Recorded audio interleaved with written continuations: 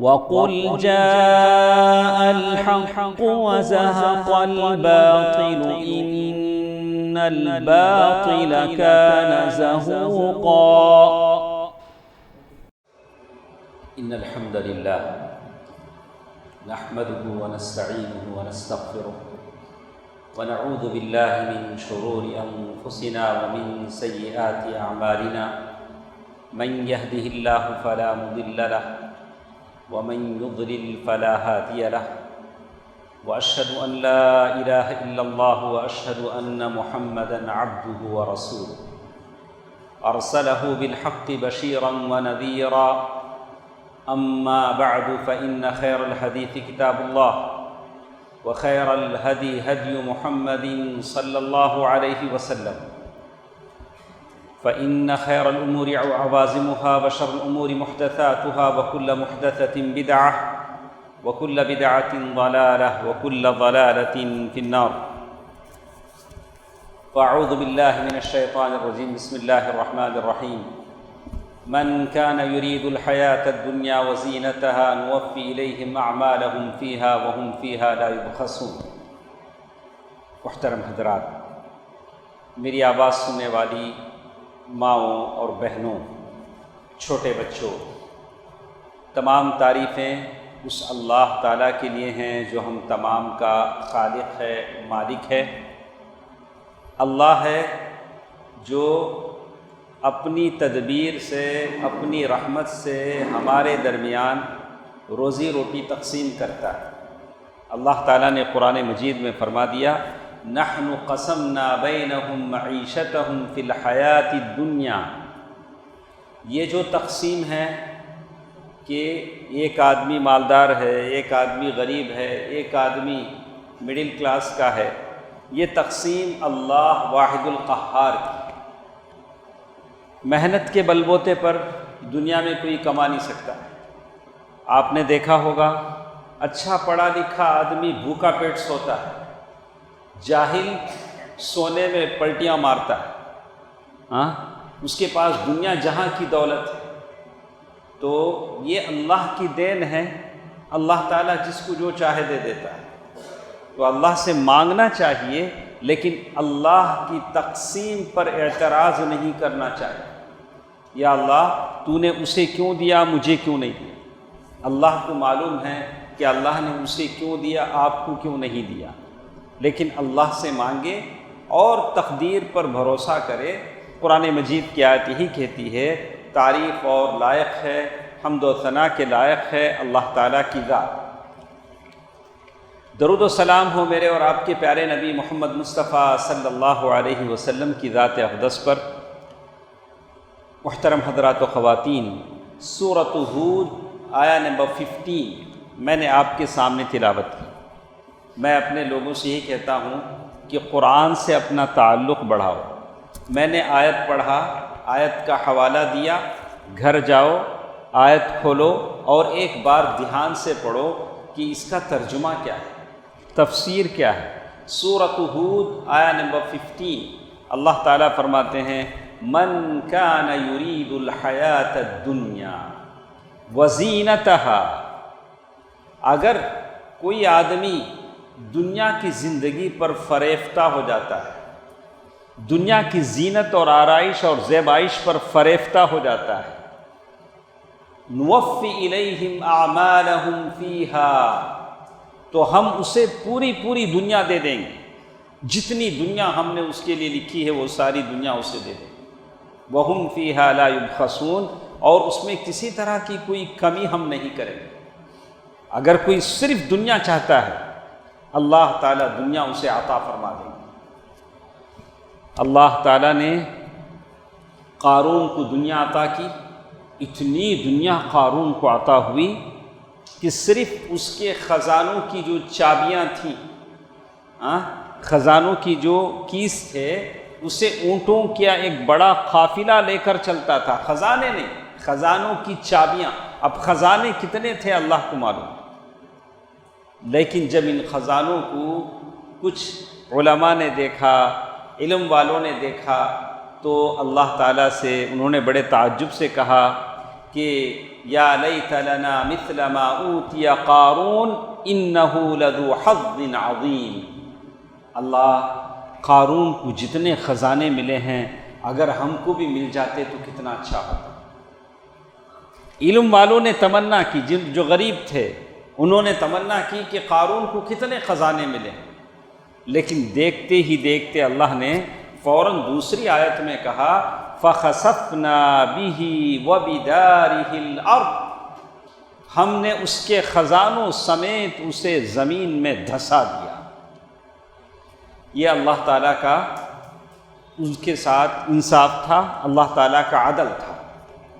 بہرکیف جمعے کے اس خطبے میں کچھ باتیں مجھے اپنے بھائیوں سے بہنوں سے کرنی ہیں قرآن و حدیث کی روشنی میں۔ آج ہماری اس خطبے کا جو عنوان ہے، ٹاپک ہے، اسی پر ہے کہ چھپی شہوت، جسے حدیث میں کہا گیا کہ ایک شہوت تو ہوتی ہے جو ظاہر ہوتی ہے۔ انسان کو دنیا سے کیا چاہیے؟ آپ کو پہننے کے لیے اچھا ڈریس چاہیے، کھانے کے لیے اچھی ڈش چاہیے، رہنے کے لیے اچھا مکان چاہیے، اور زندگی گزارنے کے لیے خوبصورت بیوی چاہیے۔ اس کے علاوہ کچھ چاہیے؟ اس کے علاوہ آپ کو کچھ چاہیے؟ اگر آپ اور بات کر لیں تو ایک اچھی سواری چاہیے نا، آپ کے پاس ایک اچھی سواری ہو، آپ جہاں چاہیں آئیں گھومیں، ایک اچھے ماڈل کی کار ہو، بائک ہو، آپ یہ چاہتے ہیں۔ یہی دنیا ہے، اس کے علاوہ دنیا کچھ نہیں ہے۔ تو یہ جو بات کہی گئی ہے الشہوۃ الخفی، یعنی چھپی شہوت، وہ ہے میں بڑا۔ آج لوگ کیا بولتے ہیں؟ میں بڑا، میں سب سے فیمس ہونا، سو مجھے اتنے فالوورس ہونا، انسٹاگرام میں اتنے فالوورس ہونا، فیس بک میں اتنے فالوورس ہوں گا۔ کتنے فالوورس بنا لو، جنازہ کتنے لوگ اٹھائیں گے؟ 4 ہی لوگ تو اٹھائیں گے۔ آپ کے میرے سارے فالوورس تو اٹھائیں گے نہیں، جنازہ اٹھانے کے لیے 4 ہی آدمی آئیں۔ لوگ ایک صاحب بڑے فخر سے کہہ رہے میرے اتنے فالوورس ہیں، بدنام کر ڈالوں گا۔ کیا بولا انہوں نے؟ میرے اتنے فالوورس ہیں، میں بدنام کر ڈالوں گا۔ تو اللہ تعالیٰ ایسے لوگوں کو کہیں قارون کی طرح سزا نہ دے، قارون کی سزا ان کو نہ مل جائے۔ تو آج ہماری بات اسی پر ہے، طلب الشہرہ، شہرت، فیمس، آئیکونک پرسن۔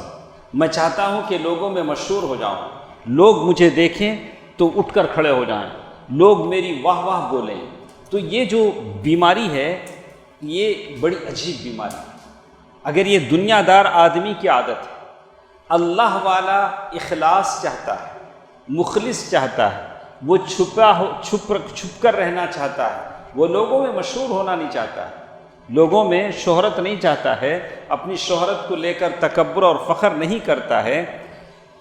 آدمی کیسے کیسے اپنے آپ کو مشہور کرتا ہے۔ جیسے ایک آدمی ہوتا، واہ رات میں طواف کرے تو بڑا سکون رہتا، واہ۔ کیا سمجھ میں آیا؟ انہوں عمرے کو جا کو آئے، ڈائریکٹ بولیں گا نہیں میں عمرے کو جا کو آیا، کیا بولیں گا؟ واہ رات میں رش کم رہتا، رات میں طواف کرے تو بڑا مزہ ملتا، واہ۔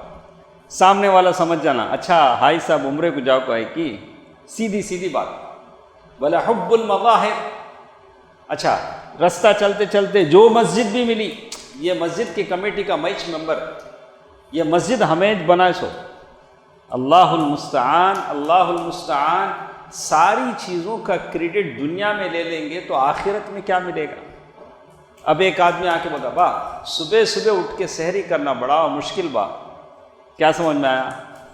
انہوں آج پیر روزہ رکھے استغفر اللہ العظیم۔ کیسے ہم لوگ شہرت چاہتے ہیں، کیسے؟ اب میں بولا اچھا میں ایک جگہ تقریر کرا، کتنے لوگ تھے وہاں، لوگ بولے شیخ تمہیں کیا تقریر کرتے شیخ؟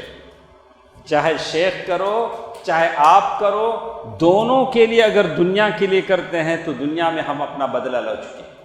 اللہ کے نبی صلی اللہ علیہ وسلم کی وہ حدیث، ابو ہریرہ رضی اللہ تعالی عنہ نے وہ حدیث سنائی جس میں کہا کہ اللہ تعالیٰ ان 3 آدمیوں کو بلائے گا، اس میں سے ایک قاری القرآن ہوگا جو قرآن پڑھے گا، ایک مالدار ہوگا، ایک مجاہد ہوگا، ان سے کہے گا کہ میں نے تمہیں یہ نعمتیں دی ہیں، تم نے کیا کیا؟ تو قاری کہے گا کہ میں نے قرآن پڑھایا لوگوں کو سکھایا، تو اللہ کہیں گے کہ نہیں، تم نے اس لیے سکھایا کہ لوگ تمہیں کہیں کہ تم قاری ہو، بڑا اچھا قرآن پڑھتے ہو، بڑے اچھے عالم اور فاضل ہو، اور اس سے کہا جائے گا کہ اسے لے جاؤ جہنم میں لے جاؤ۔ کہاں چلے؟ جہنم میں۔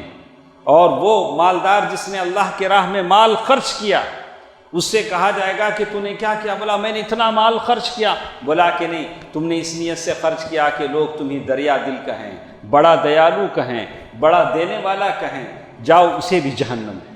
وہ مجاہد، حالانکہ یہ 3 اعمال ایسے ہیں جو بڑے بڑے اعمال ہیں، ایک میں آدمی اپنی جان دیتا ہے، ایک میں آدمی اپنا مال دیتا ہے، ایک میں آدمی اپنے علم کی خدمت کرتا ہے، لیکن اخلاص کے بغیر ہے تو وہ جہنم۔ حدیث میں آتا ہے کہ لوگ دیکھیں گے کہ علم والا جہنم میں اپنی انتڑیوں کو اپنے ہاتھ میں اٹھا کر جہنم میں گھوم رہا ہوگا۔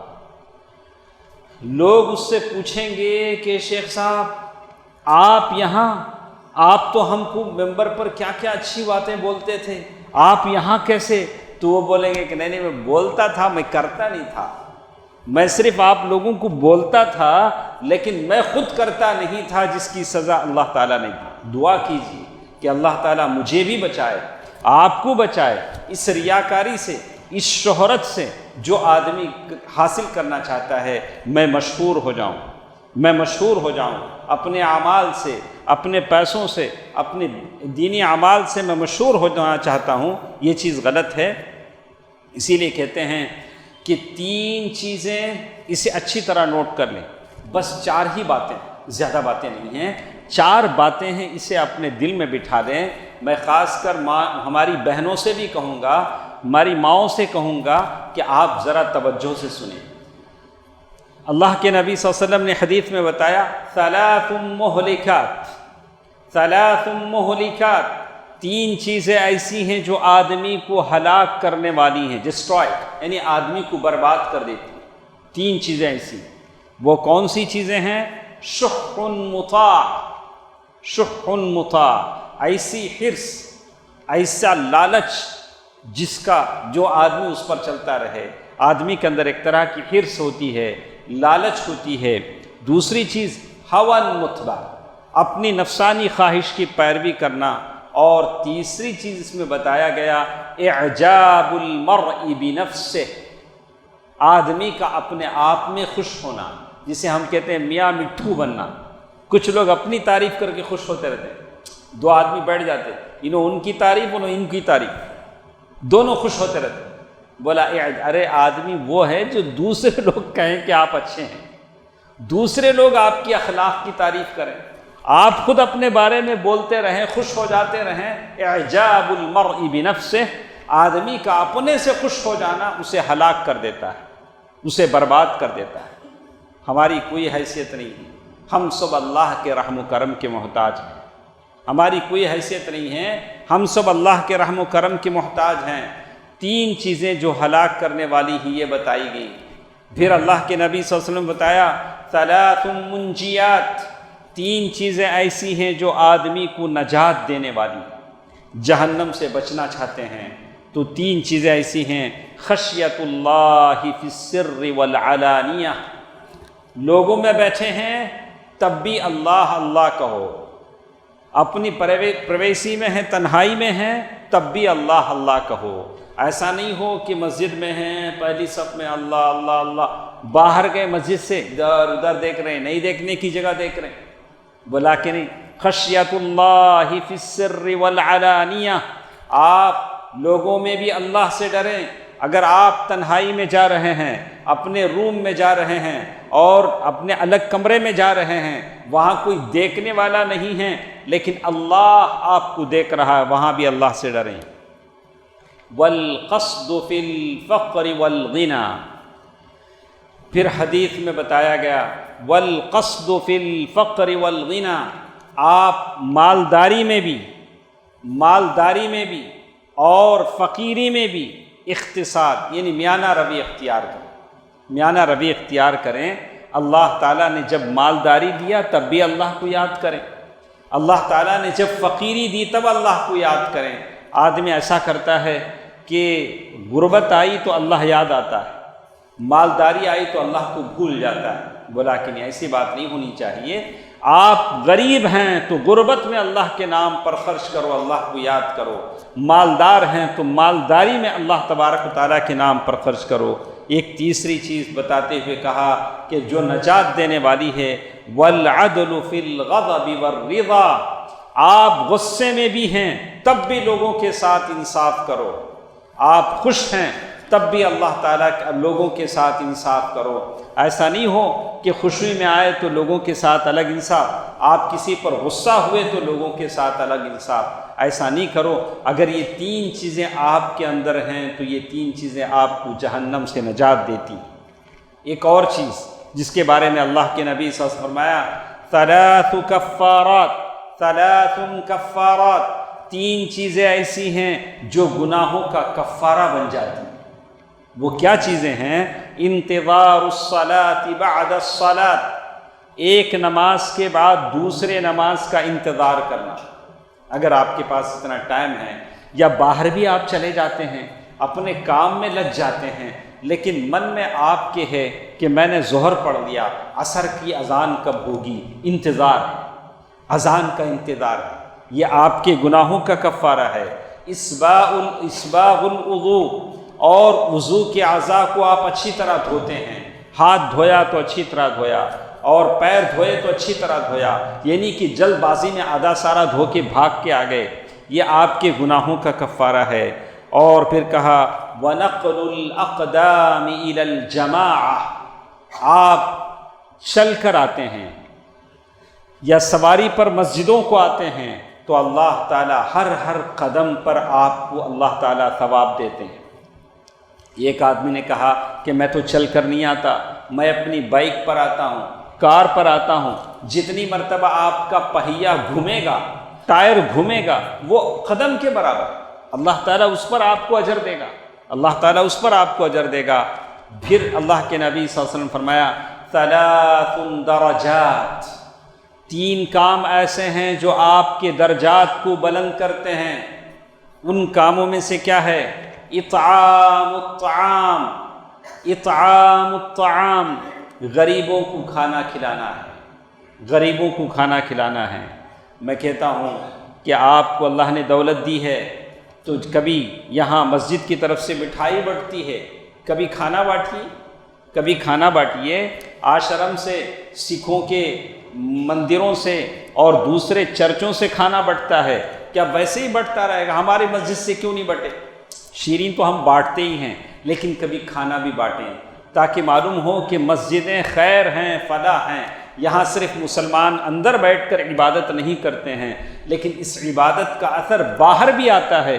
یہاں غیروں کے ساتھ ہمدردی بھی کرتے ہیں، خیر خواہی بھی کرتے ہیں۔ اطعام الطعام، غریبوں کو کھانا کھلانا، بھوکوں کو کھانا کھلانا، یہ بہت بڑا ثواب ہے، بہت بڑا ثواب ہے، اور یہ آپ کے درجات کو بلند کرتا ہے۔ افشاء السلام، دوسری چیز اللہ کے نبی صلی اللہ علیہ وسلم فرمایا کہ افشاء السلام، سلام پھیلانا، ایک دوسرے کو سلام کرو، سلام کرنے میں بخیلی نہ کریں۔ السلام علیکم ورحمۃ اللہ وبرکاتہ، یا کم از کم السلام علیکم۔ ہمارے پاس ہوتا کہ السلام علیکم، السلام علیکم، وہ بھی آدھا سارا سلام، اور وہ بھی سلام کہہ رہے ہیں کہ کیا کہہ رہے ہیں ہمارے سمجھ میں نہیں آتا ہے۔ آپ کریں السلام علیکم، پورا سلام آپ کریں، سامنے والے کو آپ دعا دیتے ہیں، یہ آپ کے درجات بلند کرتے ہیں۔ وَالصَّلَاةُ بِاللَّيْلِ وَالنَّاسُ نِيَامٌ، رات کے وقت نماز پڑھو جب کہ لوگ سو رہے ہوں، یہ تہجد کی نماز ہے۔ جو آدمی رات میں نماز پڑھتا ہے، قیام اللیل کرتا ہے، ظاہر ہے وہی آدمی رات کی نماز پڑھے گا جو پنج وقتہ نماز کا پابند ہو۔ اب جو پنج وقتہ نماز کی پابند ہی نہ کرے، وہ رات کو کیا نماز پڑھے؟ لیکن آپ کے درجات اگر آپ بلند ہونے چاہتے ہیں تو آپ رات کی نماز پڑھیے اور اپنے اندر عاجزی اختیار کیجیے۔ صحابی رسول انس بن مالک رضی اللہ تعالیٰ عنہ فرماتے ہیں، اللہ کے نبی نے حج کیا۔ کیسے حج کیا؟ اس حج میں ریاکاری اور دکھلاوا نہیں تھا۔ آپ جس اونٹنی پر سوار تھے، اس پر جو کچاوا لگا تھا، اس پر جو بستر بچھا تھا اس کی پوری قیمت 4 درہم سے زیادہ نہیں تھی۔ اللہ کے نبی حج پر گئے ہیں، تو حج پر اگر گئے ہیں تو جو آپ کا اثاثہ تھا وہ لگ بھگ 2-3 ہزار سے بڑھ کر نہیں تھا۔ اللہ کے نبی صلی اللہ علیہ وسلم چاہتے تو پتہ نہیں کتنی سہولت اپنے لیے کر لیتے۔ تو معلوم یہ ہوتا ہے کہ لوگوں کو دکھانے کے لیے، اپنے آپ کو بڑا بنانے کے لیے، شان و شوکت کے لیے آپ اگر خرچ کرتے ہیں اور اپنے آپ کو مشہور کرنے کے لیے، بھلے شادیوں میں خرچ کریں۔ کہتے آپ ارے ہمیں معمولی آدمی نہیں، ہمارے لائق کا فنکشن ہال میں ہمیں شادی کریں گے۔ ہاں زیادہ دوست ہیں، احباب ہیں، آدمی خرچ کرتا ہے، کوئی بات نہیں، لیکن اس میں اگر وہ فضول خرچی کرے، فنکشن ہال ہے ٹھیک ہے آپ کر سکتے ہیں، لیکن اسی فنکشن ہال میں حد سے زیادہ اسراف کرے، فضول خرچی کرے، اور 10-15 کیمرہ مین اگر بلا لے اور وہاں عجیب عجیب طرح کا فضول خرچی کرے تو یہ بڑا مسئلہ بن جاتا ہے، یہ بڑا مسئلہ بن جاتا ہے۔ لیکن آج کل کے زمانے میں آدمی کو تواضع کرنی چاہیے، تو اسی لیے کہتے ہیں ایک بات انہوں نے لکھی کہ آپ نے علماء اہل حدیث میں آپ نے شیخ اسماعیل شہید رحمۃ اللہ علیہ کا نام سنا ہوگا، جن کی مشہور کتاب تقویۃ الایمان ہے۔ پہلے بچے پڑھتے تھے، لوگوں کو مدرسوں میں پڑھایا جاتا تھا، جس سے ایمان مضبوط ہوتا تھا، تقویۃ الایمان۔ تو شیخ اسماعیل شہید رحمۃ اللہ علیہ جامعہ مسجد کی سیڑھیوں پر بیان کرتے تھے صبح صبح، تو 1 گھنٹہ 1.5 گھنٹہ بیان ہوتا تھا، اور گاؤں سے لوگ دور دور سے آتے تھے، دور دور سے لوگ آ کر سنتے تھے۔ تو شیخ اسماعیل شہید رحمۃ اللہ علیہ نے ایک مرتبہ بیان کر دیا، سارے لوگ چلے گئے، دور سے ایک آدمی، دیہاتی گاؤں والا آدمی بھاگتے آیا، بولا کہ ادھر مولوی اسماعیل کون ہے؟ مولوی اسماعیل کون ہے؟ اس نے شیخ اسماعیل شہید رحمۃ اللہ علیہ سے پوچھا، تو شیخ اسماعیل شہید رحمۃ اللہ علیہ نے کہا کہ میں اسماعیل ہوں۔ میں کہا کہ میں ان کا بیان سننے کے لیے آیا ہوں، میرا آنا بیکار ہو گیا، بیان ختم ہو گیا۔ بولا کوئی بات نہیں، تم بیٹھو، ہم سارا بیان تم کو دوبارہ سناتے ہیں۔ تو لوگوں نے پوچھا کہ شیخ آپ نے ایک آدمی کے لیے پورا بیان ریپیٹ کیا، دہرایا؟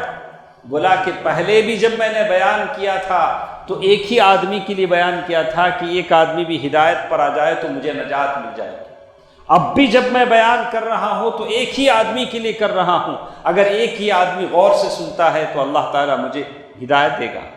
آج کا حال کیسے ہے کہ اگر کسی شیخ کو بلایا جاتا ہے، پہلے وہ پوچھتے ہیں پامفلیٹ میں میرا نام کہاں رہتا، پہلے بولو، اوپر رہتا کہ نیچے رہتا ہے، میرا نام کیا کیا لکھتے وہ بولو، اچھا کتنی پبلک رہتی وہ بولو۔ اللہ المستعان، کیسے ہم لوگ کہیں گے کہ ہمارے جلسے کامیاب ہوں؟ کتنے لوگ؟ منیمم 10,000 لوگ تو ہونی چاہیے، اگر ہم آنا ہے تو منیمم 10,000 لوگوں کو، 5,000 لوگوں کو آپ جمع کریں گے، تو یہ ساری چیزیں اخلاص کی منافی۔ آپ لوگ کتنے آئیں گے یہ اللہ آپ سے نہیں پوچھے گا، اللہ تعالیٰ یہ پوچھے گا کہ آپ نے پیغام پہنچا دیا کہ نہیں پہنچا دیا، آپ نے رسول کا جو فریضہ تھا اسے آپ نے ادا کیا کہ نہیں ادا کیا۔ تو یہ چیز ہے جس کو آدمی کرنا چاہے۔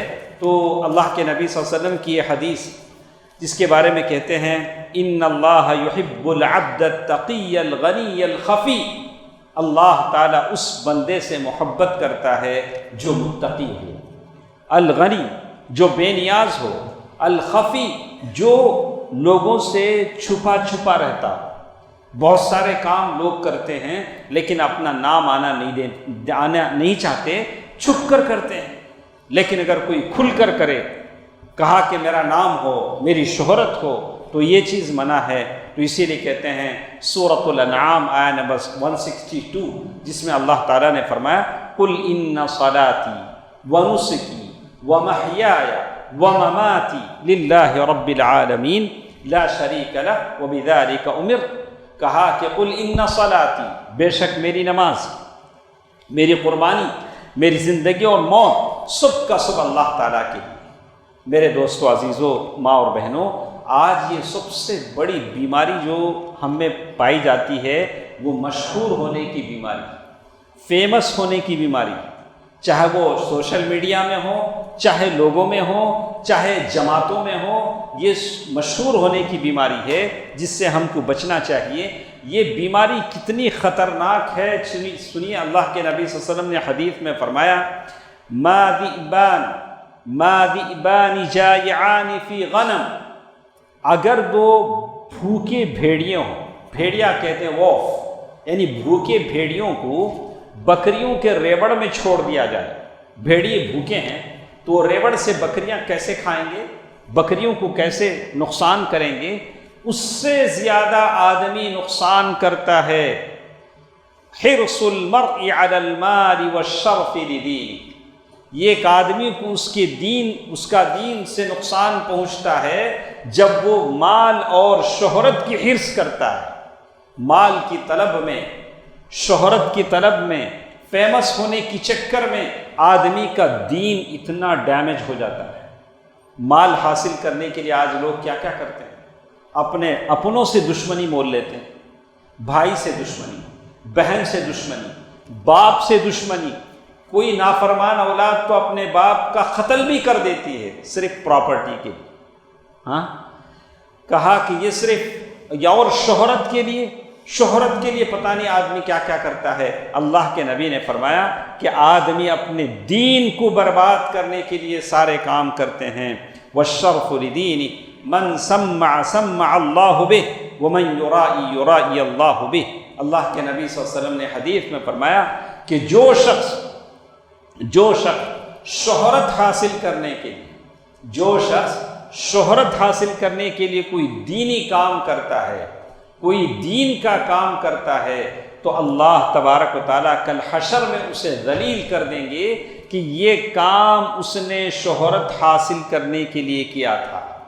دوستو عزیزو، ماں اور بہنوں، آپ تمام سے یہی کہنا ہے کہ آپ اور ہم جو بھی کام کریں اللہ کے واسطے کریں، اللہ کو خوش کرنے کے لیے کریں۔ یہ عمل آپ کو کام آئے گا، کل حشر میں اللہ تبارک و تعالیٰ اس کا ثواب آپ کو عطا فرمائیں گے، لیکن دنیا کے دکھانے کے لیے کریں گے تو دنیا میں اس کا اجر مل جائے گا، اللہ تعالیٰ کے پاس کوئی کام ہمارے پاس نہیں ہوگا۔ لیکن دین کے معاملے میں آپ ایک دوسرے سے سبقت لے جا سکتے ہیں۔ اللہ تعالیٰ نے قرآن مجید میں کہا وَفِي ذَلِكَ فَلْيَتَنَافَسِ الْمُتَنَافِسُونَ فَاسْتَبِقُوا الْخَيْرَاتِ، اور ایک جگہ اللہ نے کہا کہ دین کے معاملے میں پڑھو، اگر کوئی پہلی صف میں آنا چاہتے ہیں تو ایک دوسرے سے سبقت لے جاؤ، کوئی حرج نہیں۔ لیکن لوگ بھی یہاں بھی دینی معاملات میں بھی ایسا ہوتا ہے کہ ایک آدمی نماز کے لیے آتا ہے، جب تک سارے لوگ ان کو دیکھ لیتے نہیں، حضرت باہر جاتے نہیں، سب کو معلوم ہو جانا اچھا فجر کی نماز بھی نو آگے کی، یا ایسی جگہ ٹھہرنا جہاں سے لوگ سارے دیکھ لیں گے اچھا فلاں شخص آ گئے، تو یہ چیز بھی ریاکاری میں آتی ہے۔ آپ پہلی صف میں آ سکتے ہیں، لیکن مخصوص ایک ہی جگہ میں پڑھنا، جیسے لوگ کیا کہیں ایک ہی جگہ میں آپ رہیں گے تو لوگ دیکھیں اچھا وہ جگہ میں نماز پڑھتے نا انہوں کی، تو ایک جگہ میں کھڑے ہو کر نماز پڑھنے کا آپ جگہ بدل کر ٹھہریں۔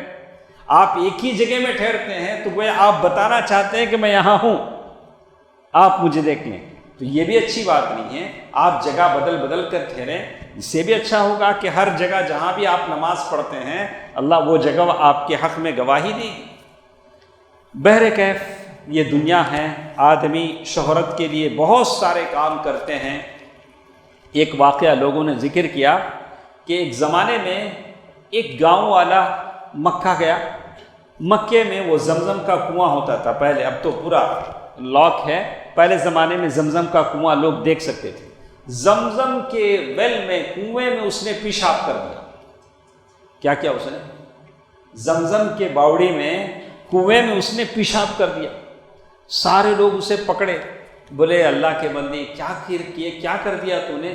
زمزم کے باوڑی میں پیشاب کر دیا۔ بولا میں کریا سوچ میں مشہور ہونے کے واسطے کریا سو غلطی، لیکن لوگ آپ بول لیں گے ارے وہ آدمی فلاں آدمی زمزم کے باوڑی میں پیشاب کر۔ آج ایسا نہ ہو لے کو ہے، ننگے ہو کے سیلفی نکالتے ہیں، ریلوے ٹریک پہ سیلفی نکالتے ہیں، پتہ نہیں کہاں ناچتے ہیں، صرف مشہور ہونے کی۔ ہم مشہور ہونا چاہتے ہیں، مشہور ہونے کے لیے لوگ کیا کیا کر دیتے. بولا اللہ المستعان، یہ شہرت صرف دنیا کی حد تک ہے، آخرت میں نہیں چلے گی. اسی لیے میں اپنی بات ختم کرنے سے پہلے آپ تمام حضرات کو ایک بات بتا دینا چاہتا ہوں کہ حدیثوں میں اویس القرنی کا نام آتا ہے. آپ نے سنا ہوگا اویس القرنی کا نام آتا ہے. ان کی ماں تھی. اویس القرنی صحابی نہیں تھے، تابعی تھے، خیر التابعین، تابعیوں میں سب سے بہتر تھے. ان کی ماں تھی، ان کی ماں کا وہ بڑا خیال کرتے تھے. ماں تو جنت ہوتی ہے. میں سارے نوجوانوں سے کہوں گا اپنے ماؤں سے بات کریں تو ادب سے بات کریں، ہلکی آواز میں بات کریں. ماں ایک بہت بڑی دولت ہوتی ہے جسے آپ گنوا دیں گے، روئیں گے، تڑپیں گے، لیکن ماں کی محبت، باپ کی شفقت آپ کو نہیں ملے گی. بھلے ماں تو ماں ہوتی ہے، وہ آپ کے لیے خیر چاہتی ہے، وہ آپ کے لیے بھلائی چاہتی ہے. بھلے زبان سے کچھ کہہ لے لیکن اس کے دل میں کچھ نہیں ہوتا ہے. وہ زبان سے کچھ کہہ دیتی ہے، اس کے دل میں کچھ نہیں ہوتا ہے. تو اویس القرنی کی ماں کے بارے میں فرمایا کہ ان کی ماں کا وہ بڑا احترام کرتے تھے. اویس القرنی ان کو برس کی بیماری ہو گئی تھی، یعنی جو سفید دھبے ہو جاتے ہیں. انہوں نے اللہ تعالیٰ سے دعا کی، اللہ تعالیٰ نے شفا دے دیا. تو معلوم یہ ہوا کہ ہر بیماری کی شفا ملتی ہے اللہ تعالیٰ سے جب آپ دعا کریں. اور اس کے بعد صرف ایک کوئن کے برابر سفید رہ گیا تاکہ وہ دیکھ کر اللہ تعالیٰ سے دعا کرتے رہیں، وہاں اتنا ہو گیا. اللہ کے نبی صلی اللہ علیہ وسلم نے ان کے بارے میں بتایا کہ یمن سے جب قافلے آئیں گے تو ان قافلوں میں ایک آدمی ہوں گے اویس. جب وہ آ جائیں، اللہ کے نبی نے ان کی علامتیں بتا دیں. ان کی امی ہوگی، وہ بڑے ان کی خدمت کریں گے. برس کی بیماری سے اللہ ان کو شفا دے گا، تھوڑا سا نشان باقی رہ جائے گا. اگر جب وہ مدینہ آئیں تو ان سے کہنا کہ تمہارے لیے استغفار کریں. اللہ کے نبی صلی اللہ علیہ وسلم نے صحابہ سے کہا، خاص کر اس وقت عمر رضی اللہ تعالیٰ عنہ تھے، اگر وہ بڑے نیک آدمی ہیں ان سے تم کہو کہ تو آپ میرے لیے استغفار طلب کریں، اللہ میرے گناہوں کو معاف فرما دے. ایک زمانہ گزر گیا، اللہ کے نبی صلی اللہ علیہ وسلم کا انتقال ہو گیا. جب یمن سے قافلے آنے لگے، حضرت عمر رضی اللہ تعالیٰ عنہ بڑی دور رس نگاہ رکھتے تھے، دیکھ کر پہچان لیتے تھے. حضرت عمر رضی اللہ تعالیٰ عنہ کا زمانہ تھا جس میں حضرت عمر نے کہا تھا کہ کوئی بھی غیر مذہب والا آدمی اپنے مذہبی جو عیدیں ہوتی ہیں وہ مدینے میں نہیں منائے گا. اگر منانا ہے مدینے کے بعد، بچوں پر غلط اثرات پڑیں گے. مدینے میں وہ عمر رضی اللہ تعالیٰ عنہ کا زمانہ تھا جس میں انہوں نے کہہ دیا تھا کہ کوئی غیر مسلم مدینے میں داخل نہ ہو. تو عمر رضی اللہ تعالیٰ عنہ نے اپنی فراست سے پہچان لیا. جب اویس آئے، پوچھا کہ تمہارا نام کیا ہے؟ انہوں نے کہا کہ میرا نام اویس ہے. تو عمر رضی اللہ تعالیٰ نے پوچھا کہ تمہیں کبھی برس کی بیماری ہوئی تھی، اللہ نے شفا دے دی؟ بولا کہ ہاں بالکل، مجھے بس ایک کوئن کے برابر باقی ہے. تب حضرت عمر رضی اللہ تعالیٰ نے کہا کہ اللہ کے نبی صلی اللہ علیہ وسلم نے تمہارا نام لے کر فرمایا تھا کہ تم عمر کے لیے مغفرت چاہو، تم میرے لیے مغفرت چاہو. بالکل عمر نے کہا. لیکن اویس جن کے بارے میں اللہ کے نبی صلی اللہ علیہ وسلم نے یہ بشارت دی تھی، وہ ایسا نیک انسان، ان کے بارے میں حضرت عمر نے کہا آپ کہاں جانا چاہتے ہیں؟ مدینے میں رہنا چاہتے ہیں یا باہر جانا چاہتے ہیں؟ کہا کہ میں کوفہ کی طرف جانا چاہتا ہوں، کوفہ کی طرف جانا چاہتا ہوں. تو عمر رضی اللہ تعالیٰ نے فرمایا کہ اگر تم چاہو تو میں وہاں کے گورنر کو تمہارے بارے میں لکھ دوں، تمہارا اچھا گھر کا انتظام. بولا کہ نہیں، میں گمنام رہنا چاہتا ہوں، میں گمنام رہنا چاہتا ہوں.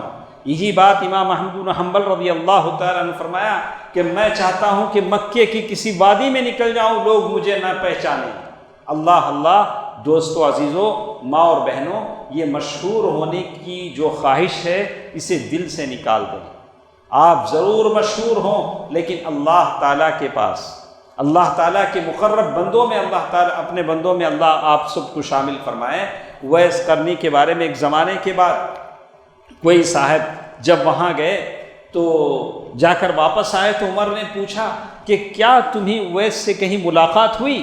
تو اس آدمی نے بتایا کہ ہاں ضرور ملاقات ہوئی، ان کا گھر کیسے ہے؟ انہوں نے بتایا ترکتہ رث البیت قلیل المتاع، کہا کہ میں نے دیکھا کہ سیدھا سادہ گھر ہے اور بس اس میں کوئی فرنیچر نہیں ہے، چھوٹا ہلکا سا سامان ہے، لیکن اتنا بڑا مرتبہ اویس القرنی کا ہے، قبیلہ قرن سے ان کا تعلق تھا۔ دوستو عزیزو، یہ چند باتیں ہمارے ساتھ تھیں۔ میں سارے نوجوانوں سے، احباب سے کہوں گا کہ یہ دیکھا جائے گا کہ آپ کا مقام و مرتبہ اللہ تعالیٰ کے پاس کیا ہے، اور زیادہ دوست آپ بنائیں گے، آپ کی فرینڈ شپ لسٹ اگر لمبی ہوگی تو یہ اچھا نہیں ہے، اس سے اخلاص کم ہو جاتا ہے۔ ہاں اگر خیر پہنچانے کے لیے آپ کرتے ہیں تو بات الگ ہے۔ تو میں سارے لوگوں سے کہوں گا کہ ہمیں کرنے کے کام بہت زیادہ ہیں۔ ابھی مسلمانوں کی کثیر تعداد شراب میں، ڈرگس میں، حرام کاموں میں لت ہے پڑی ہوئی، ان کو سنبھالنے کی ذمہ داری آپ کی ہے۔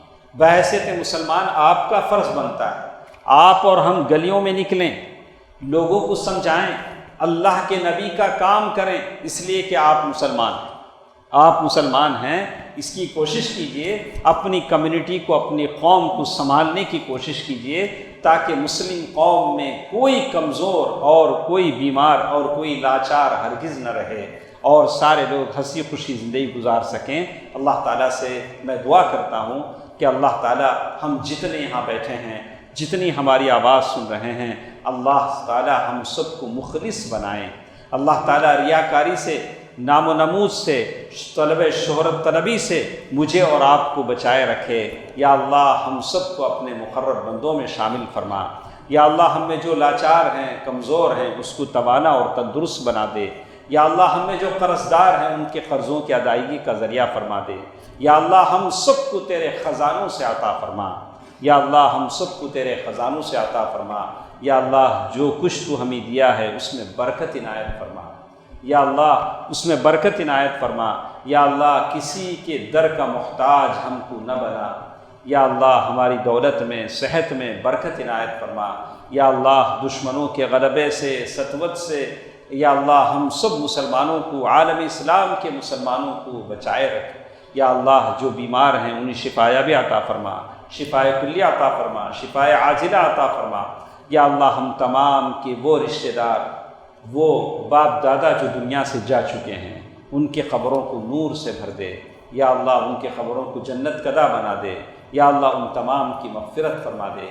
آمین۔ صدق اللہ العلی العظیم ونفعنی وإياکم بالآیات والذکر الحکیم۔ انہ تعالی جواد ملک کریم ورؤوف رحیم۔